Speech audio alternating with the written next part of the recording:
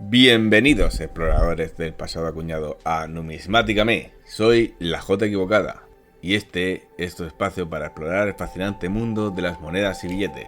Si te apasiona la numismática, quieres aprender más sobre su historia y valor, o simplemente disfrutar de la belleza de estas pequeñas obras de arte, has llegado al lugar correcto, donde cada moneda y billete cuenta una historia. ¿Listo para un viaje lleno de descubrimiento? Aquí exploraremos juntos la historia detrás de cada pieza, desentrañando sus secretos, rarezas y valores. Prepárate para emocionarte con cada hallazgo en Numismáticame. Hoy, en Numismáticame, viajamos a Ecuador, en el año 1974, donde nuestra moneda de un sucre nació. Acuñada en acero bañado en níquel, porta con orgullo el nombre y la efigie de Antonio José de Sucre, héroe nacional y liberador de Ecuador bajo la monarquía española. En mis manos sujeto esta orgullosa moneda que contiene el brillo de la libertad en tan solo un diámetro de 26 milímetros y un peso de 6,4 gramos y que tuvo una tirada de 32 millones de unidades. Mirando de cerca nuestra brillante moneda, vemos en el anverso el texto República de Ecuador, el año 1974 y el escudo de Ecuador. En el reverso observamos el retrato de Antonio José de Sucre mirando a la izquierda, la denominación de un sucre y una corona de laurel. Antonio José de Sucre, el libertador que hizo libre a Ecuador. Antonio José de Sucre y Alcalá nació el 3 de febrero de 1795 en la ciudad de Cumaná, Capitanía General de Venezuela, por entonces parte del Imperio Español. Provenía de una familia noble y de clase media alta, lo que le permitió recibir una educación sólida desde temprana edad. Desde joven mostró inclinación por las ciencias y la ingeniería, por lo que fue enviado a Caracas a estudiar en la Escuela de Ingenieros Militares, donde recibió una formación técnica en matemáticas, dibujo y fortificación, pero también una temprana influencia de las ideas ilustradas que comenzaban a sembrar el germen de la independencia en América. Cuando tenía apenas 15 años, Sucre ya se había sumado a las filas del movimiento revolucionario independentista que surgía en Venezuela. A lo largo de su juventud, participó en numerosas campañas junto a grandes líderes como Francisco de Miranda y Simón Bolívar, a quien acompañaría fielmente hasta el final. Su ascenso fue meteórico, a los 24 años ya era general, y se había convertido en uno de los hombres de mayor confianza del Libertador. Sin embargo, si hay un país que recuerda a Sucre con especial gratitud y afecto, ese es Ecuador. Su paso por tierras ecuatorianas marcó uno de los capítulos más brillantes de su vida, y fue allí donde realizó una de sus gestas más importantes, la liberación de Quito y la independencia del territorio que hoy conocemos como Ecuador. En 1821, Bolívar lo envió al sur para dirigir la campaña libertadora que pondría fin al dominio español en la Real Audiencia de Quito, una región estratégica para consolidar la independencia del norte andino. Después de varios meses de preparación, marchas forzadas y una cuidadosa estrategia militar, Sucre libró la histórica batalla de Pichincha el 24 de mayo de 1822, en las faldas del volcán que domina la ciudad de Quito. Fue una batalla corta, pero decisiva. En pocas horas, el ejército patriota logró vencer a las tropas realistas y abrir las puertas de la ciudad a la libertad. Gracias a esta victoria, Quito fue librada del yugo español, y el territorio ecuatoriano se incorporó poco después a la Gran Colombia. Tras su gesta en Ecuador, Sucre continuó su lucha por la libertad en otras regiones. En 1824 comandó al ejército patriota en la batalla de Ayacucho, en el Alto Perú, donde obtuvo una victoria decisiva contra los realistas. Esta batalla selló la independencia definitiva de América del Sur, y Sucre fue reconocido como un gran artífice de este triunfo. Recibió el título de Gran Mariscal de Ayacucho, y su prestigio se consolidó en todo el continente. Poco después, Bolívar lo envió a organizar el nuevo estado del Alto Perú, que nacería como Bolivia, en honor al Libertador. Sucre fue elegido como el primer presidente de Bolivia y se encargó de redactar su constitución, fundar instituciones y dar forma a una república moderna. Su gobierno se caracterizó por la moderación, la honestidad y el respeto a la legalidad, algo poco común en una época marcada por caudillos y conflictos internos. Sin embargo, las tensiones políticas y la falta de estabilidad lo llevaron a renunciar al cargo en 1828, retirándose del poder sin aferrarse a él, como prueba de su integridad. La vida de Sucre terminó trágicamente el 4 de junio de 1830, cuando fue asesinado en una emboscada en las montañas de Berruecos, Colombia. Solo tenía 35 años. Su muerte fue el resultado de una conspiración política que buscaba acabar con los principales defensores del sueño bolivariano de una América unida. Para Simón Bolívar, su muerte fue una herida imposible de cerrar. «Han matado a Abel», dijo al enterarse del crimen, resumiendo en esta frase el carácter noble, justo y fraterno de su más leal compañero. El escudo de armas de Ecuador es uno de los símbolos patrios más representativos del país, cargado de historia, identidad y riqueza natural. Fue adoptado oficialmente el 31 de octubre de 1900 y cada elemento en él tiene un profundo significado. El cóndor andino. En la parte superior, el majestuoso cóndor con las alas abiertas representan la protección y el poder. Es un símbolo de libertad, vigilancia y fuerza, dispuesto a defender a la patria de cualquier amenaza. El sol y los signos zodiacales. En el óvalo central se muestra un sol radiante y los signos del zodiaco de Aries, Tauro, Géminis y Cáncer, que representan los meses de marzo a junio, el periodo de la Revolución Marxista de 1845, que derrocó al gobierno autoritario de Juan José Flores. El volcán Chimborazo y el río Guayas. En el fondo aparece el volcán Chimborazo, el punto más alto del país, símbolo de grandeza y belleza natural. De él nace un río que representa el río Guayas, fuente de riqueza y vida para la región costera. La nave de vapor Guayas. Sobre el río navega el histórico barco de vapor Guayas, el primero construido en Sudamérica en 1841, símbolo de progreso, comercio y desarrollo industrial. El fasces y las banderas. A los lados del óvalo hay 4 banderas tricolores y un fasces, haz de varas con un hacha, que representan el poder republicano y la unidad de los ciudadanos bajo la ley. La palma y el laurel. En la parte inferior del escudo se cruzan una rama de palma, símbolo de gloria de los mártires, y una de laurel, símbolo de victoria.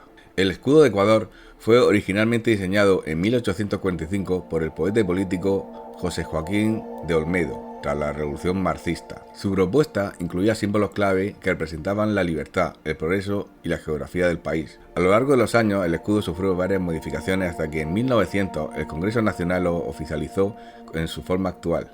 Para esta versión definitiva, el diseño fue perfeccionado por Pedro Pablo Traversari, con criterios heráldicos, y el dibujo oficial fue realizado por Juan León Mera Iturralde. Desde entonces, el escudo ha permanecido como un emblema de la identidad, la historia y la soberanía de Ecuador.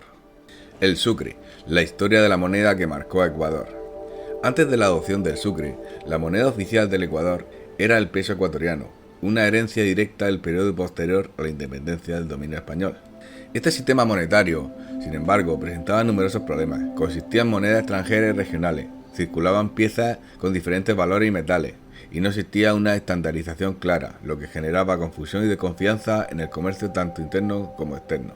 En este contexto, en el año 1884, el gobierno ecuatoriano decidió reemplazar el peso por una nueva unidad monetaria, el sucre, llamado así en honor al mariscal Antonio José de Sucre, uno de los principales héroes de la independencia sudamericana y figura clave en la batalla de Pichincha, que aseguró la libertad del territorio ecuatoriano.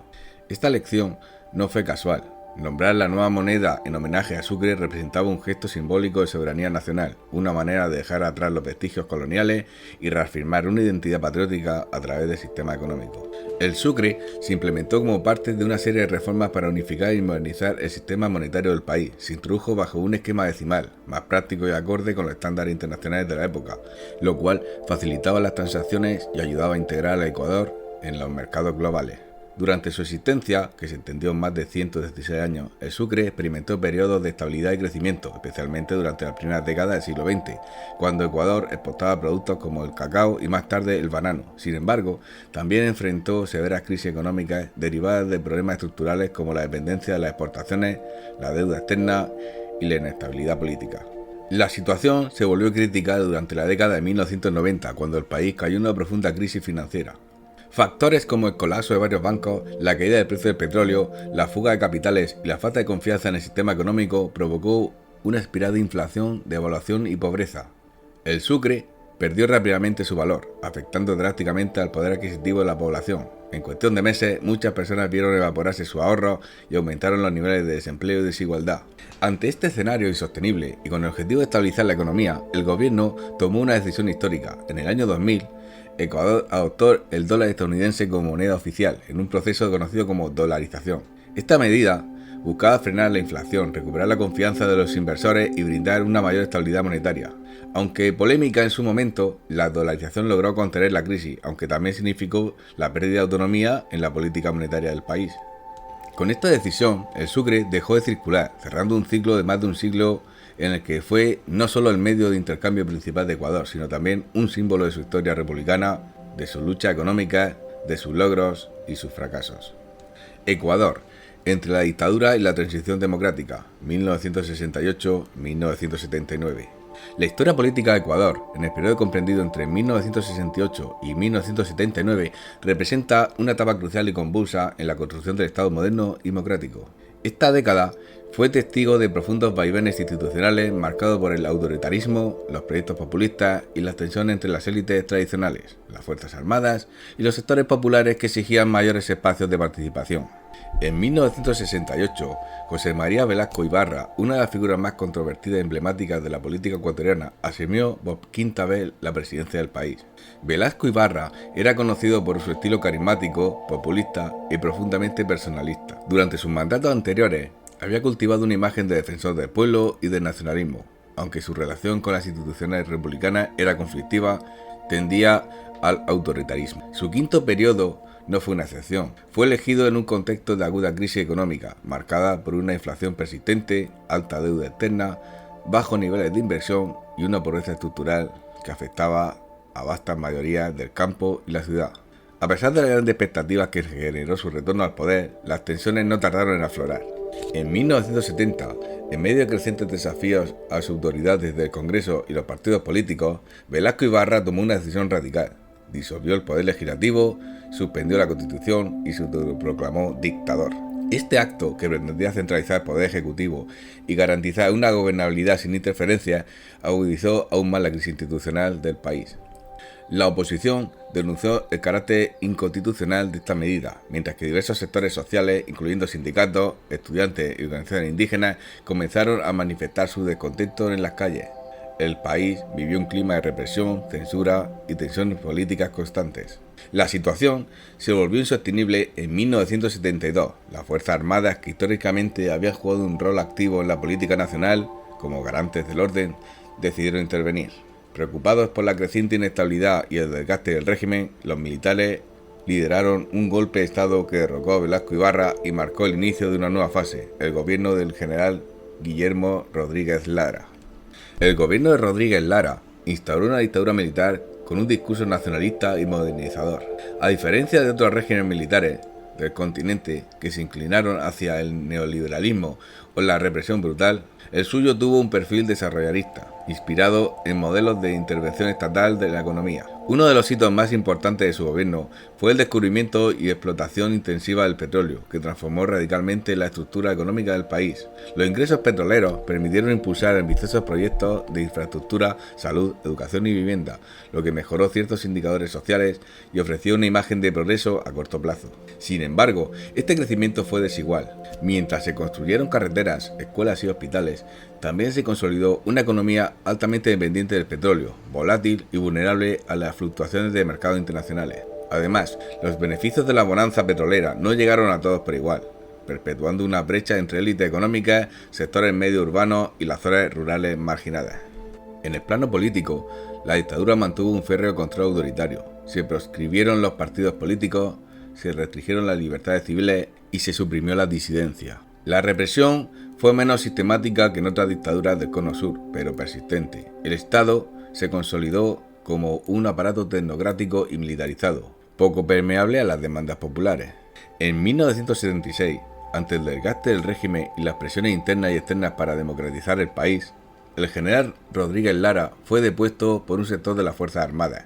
En su lugar, se conformó un Consejo Supremo de Gobierno, un órgano colegiado integrado por representantes de las tres ramas militares, Ejército, Marina y Aviación. Este consejo asumió el compromiso de preparar el terreno para el retorno a la democracia, iniciando una delicada transición política. Entre 1976 y 1979 se desarrolló un proceso de apertura política gradual. Se convocó a una asamblea constituyente que redactó una nueva constitución promulgada en 1978, cuyo espíritu Buscaba fortalecer las instituciones republicanas, garantizar los derechos fundamentales y establecer un marco de equilibrio entre los poderes del Estado. Paralelamente, se organizó elecciones generales, con la participación de nuevas y viejas fuerzas políticas, así como una ciudadanía deseosa de recuperar su voz en el destino del país. El proceso culminó en 1978-1979 con las elecciones democráticas que consagraron como presidente a Jaime Roldós Aguilera, un joven político progresista que representaba una nueva generación de liderazgo comprometida con los derechos humanos, la justicia social y la institucionalidad democrática. Su elección no solo marcó el fin de una década de gobiernos autoritarios, sino que también encarnó las esperanzas de una sociedad que anhelaba un nuevo proyecto social. El gobierno de Roldós, aunque breve debido a su trágica muerte en 1981, dejó un legado impactante en la defensa de los principios democráticos y los derechos humanos. Su postura firme frente a las dictaduras vecinas, su impulso a la reforma educativa y su discurso centrado en la dignidad humana marcaron un punto de inflexión en la historia política de Ecuador. Este periodo, en definitiva, fue más que una transición política, fue una etapa fundacional para la democracia moderna del país. Sentó las bases para el sistema más participativo, pluralista y respetuoso con el Estado de Derecho, aunque los desafíos estructurales como la desigualdad, la corrupción y la debilidad institucional continuaron presentes. La década de 1968 a 1979 no solo representaba el tránsito de la dictadura a la democracia, sino también una lección histórica sobre los riesgos del caudillismo, la importancia de las instituciones y el poder transformador de la voluntad popular. Ya me despido, amigos numismáticos, y recuerda darle al like si os ha gustado este contenido y seguirme para continuar conociendo este fascinante mundo. Hasta pronto y un saludo desde Numismáticame.